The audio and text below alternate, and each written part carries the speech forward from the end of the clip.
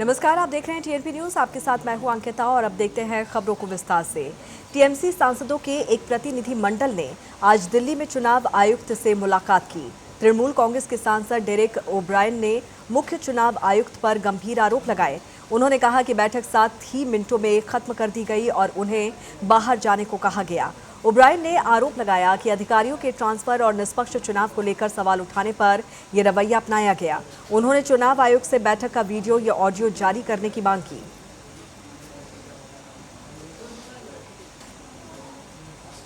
10:15 EC straight talk to Trinamool Congress. তার মানে EC spoke to us. কি বলেছে EC? This time elections will be in West Bengal will be fear free, violence free, inducement free, without any chappa booth jamming. এটা কে পাঠিয়েছে? এটা chief election commissioner মিডিয়াকে পাঠিয়েছে কি পাঠায়নি? চোর, you are a criminal. If you can prove you said this to us at the meeting, you prove it. I will give you evidence to say you said nothing. The only thing you said when we walked into the meeting that we are not authorized to come by signature. Everything was authorized. 10:15 EC straight talk to Trinamool Congress. তার মানে EC spoke to us. কি বলেছে EC? This time elections will be in West Bengal will be fear free, violence free, inducement free, without any chappa booth jamming. इस मामले में और अधिक जानकारी के साथ हमारी संवाददाता अपराजिता इस वक्त हमारे साथ जुड़ी हुई है। सीधे रुख कर लेते हैं अपराजिता का। अपराजिता, चुनाव से पहले टीएमसी के जो तमाम सांसद हैं उनका प्रतिनिधि दल आज चुनाव आयुक्त से मुलाकात करने के लिए पहुंचा था, लेकिन भारी नाराजगी यहां पर देखने को मिल रही है इस मुलाकात के बाद से।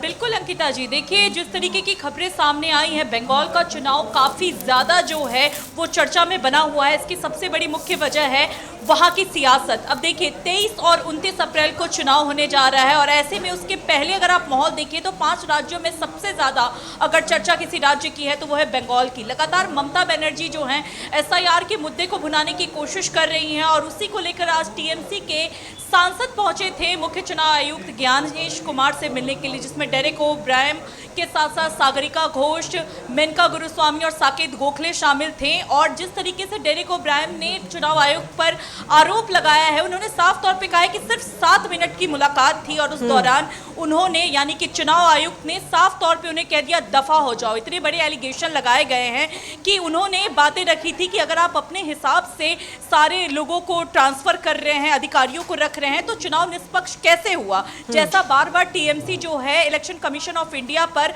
आरोप लगाती है कि चुनाव आयोग निष्पक्ष नहीं है और बीजेपी के सपोर्ट में वो चुनाव लड़ा रहा है, और ऐसे में वो उसी को लेकर के बातचीत करने पहुंचे।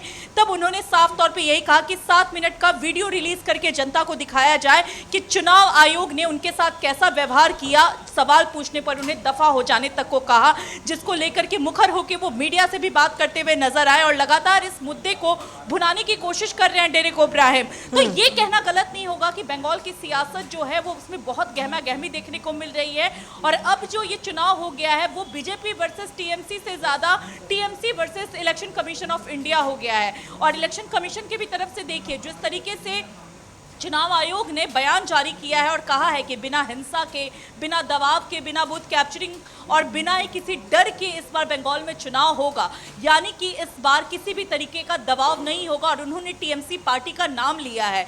सोचिए, चुनाव आयोग अगर किसी पार्टी का नाम ले रहा है तो ये अपने आप में बहुत बड़ी बात है, यानी कि इनडायरेक्टली जिस तरीके से बंगाल चुनाव का इतिहास रहा है, हम हमेशा देखते हैं कि बंगाल चुनाव को लेकर हमेशा आरोप लगते हैं कि वहाँ हिंसा, डर और दबाव में जनता जो है वो वोट डालती है। लेकिन तो अपराजिता, चुनाव आयोग को लेकर ये विरोध पहली बार नहीं है। इससे पहले भी हमने देखा है कई चुनावों में, चाहे बिहार चुनाव की हम यहाँ पर बात करें, मध्य प्रदेश में जो चुनाव हुआ था चाहे हम उसकी बात यहाँ पर करें, राजस्थान के चुनाव की बात करें, विपक्ष लगातार चुनाव आयोग को निशाने पर लेता रहा है, निष्पक्षता पर सवाल यहाँ पर उठाता रहा है। और एक बार फिर से जब बंगाल में चुनाव होने वाले हैं उससे पहले टीएमसी भी यहाँ पर चुनाव आयोग को लेकर कई तरह के गंभीर आरोप लगाता हुआ नजर आ रहा है। तो क्या इसका चुनाव पर असर पड़ेगा?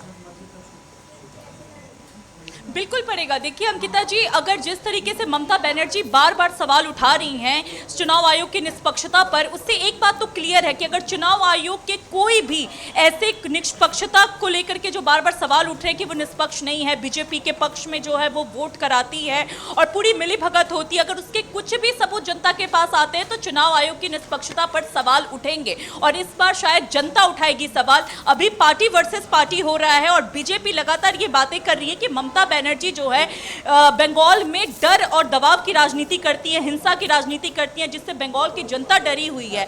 तो इस बार के चुनाव में देखना यह दिलचस्प होगा कि इस बार जनता क्या कुछ करती है और अगर जनता वाकई डर में है, किसी दबाव में वो वोट करती है, तो क्या उनको सुरक्षा दिया जाएगा इलेक्शन कमीशन ऑफ इंडिया के तरफ से, जो बार बार ये कहा जाता है। तो ये देखने वाली बात होगी, क्योंकि बार बार निष्पक्षता पर सवाल तो उठाए जाते हैं, ये तो नॉर्मल सी बात है। अगर कोई पार्टी जीतती है तो उसकी शह मानी जाती है और जो हारती है उसकी हार मानी जाती है। तो ऐसे में ये कह पाना अभी मुश्किल है कि वास्तव में चुनाव आयोग जो है वो निष्पक्ष है या फिर पक्षपात कर रहा है।